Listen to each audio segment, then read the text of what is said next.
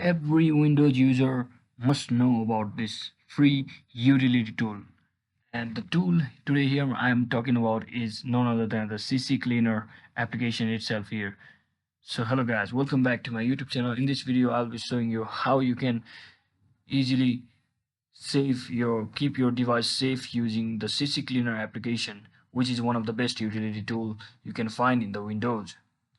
So first thing first, simply open your application, and inside here you can simply scan your PC like this to check your health performance, and you can also do custom cleaning by targeting the specific files or folders like this, and you can also optimize your performance by clicking on these menu button options here over here, and you can also simply update your drivers directly from the application itself. You can also update the softwares like such as the applications like VirtualBox, Audacity, which is a high performance softwares.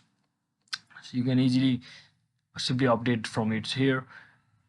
And similarly, you can also use the cloud driver cleaner over here. As you can see, this has been the new updated feature in this CCleaner application. You can also use the license key over here if you have one, and as you can see, you can also get a premium version if you like to keep the application forever, which is best in my case.